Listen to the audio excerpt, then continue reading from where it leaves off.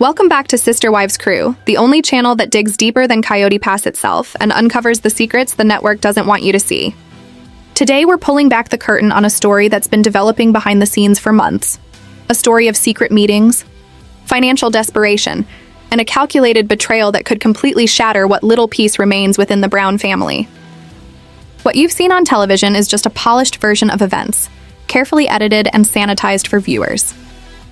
What we have, thanks to insider reports and exclusive theories from sources close to both the family and production, is the unfiltered truth. The recent on-screen drama? That's just the tip of the iceberg.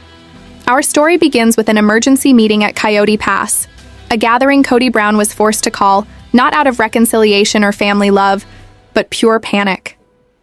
He's staring down a financial cliff, and the only people who can save him now are the same women he spent years alienating and dismissing.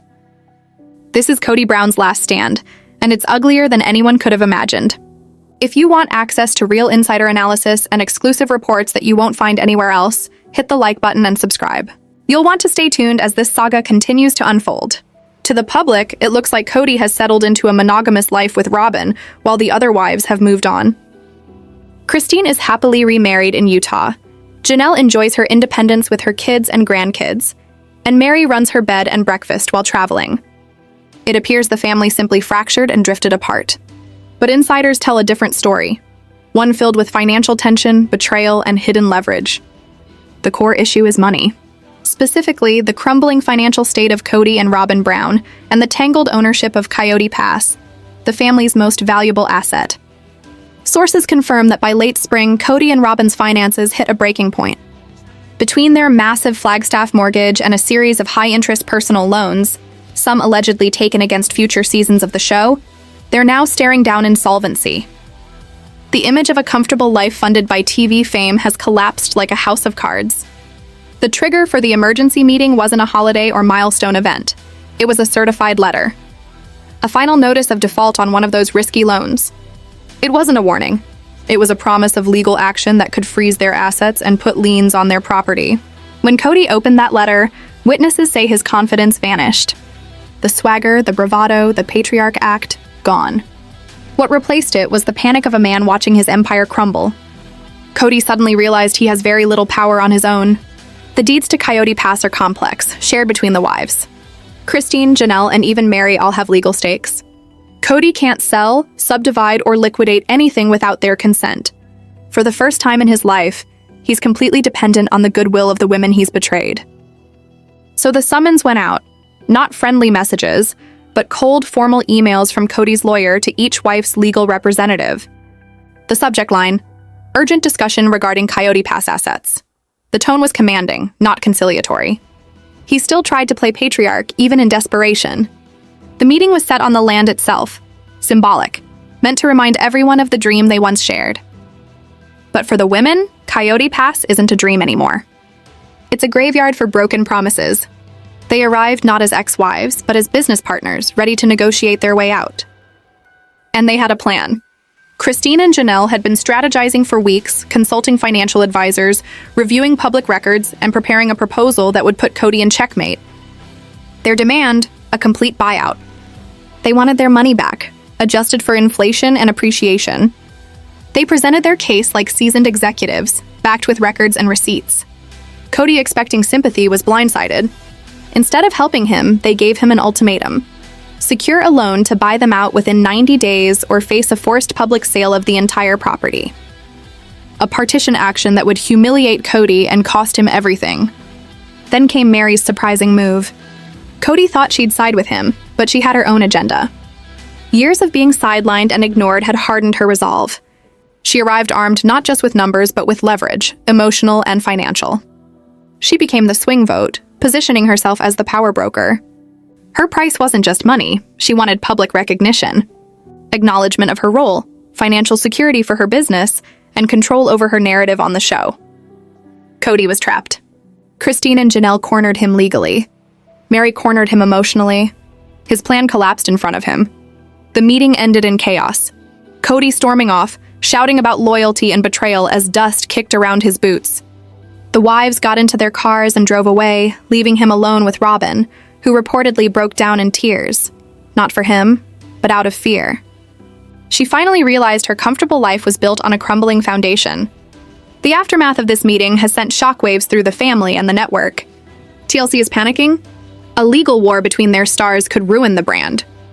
Insiders say the network has stepped in to push mediation, not to save the family, but to save the show. Christine and Janelle's strategy is ruthless and smart. They're framing Coyote Pass as a failed business venture, not a family dispute. They're demanding dissolution and compensation for mismanagement. Janelle, ever the accountant, has kept meticulous records, even a shadow ledger of every questionable expense Kody and Robyn made. Vacations, vehicles, jewelry business losses, it's all documented. It's her nuclear option, and if revealed, it could destroy Kody's image completely. Inside the Brown mansion, the pressure is unbearable. Kody is angry, blaming Robyn for their spending and isolation. Robyn plays the victim, calling it a spiritual test. But the truth is, their marriage is cracking under the weight of their choices. Crew members describe filming as unbearable. Entire days scrapped due to fights and breakdowns. Meanwhile, Mary's quiet brilliance shines. By staying neutral, she's become essential to both sides. Her demands for a better narrative aren't vanity, they're business. She wants control over her image to sustain her brand. She's finally forcing Kody and TLC to give her the respect she's been denied for years. The adult children have entered the battlefield too. They're angry, and some have already consulted legal experts. They believe money earned from the show during their childhoods was mismanaged. They're considering a lawsuit against the family's production LLC, a move that could expose everything. The network knows this could spiral. They want drama, but not lawsuits. The likely endgame is a mediated showdown, possibly in Las Vegas, where the family, lawyers, and the network all sit at one table to negotiate the division of assets and the show's final arc. Kody's downfall isn't just financial, it's psychological. Coyote Pass was his monument, his legacy, his proof of control. Losing it is like losing his identity.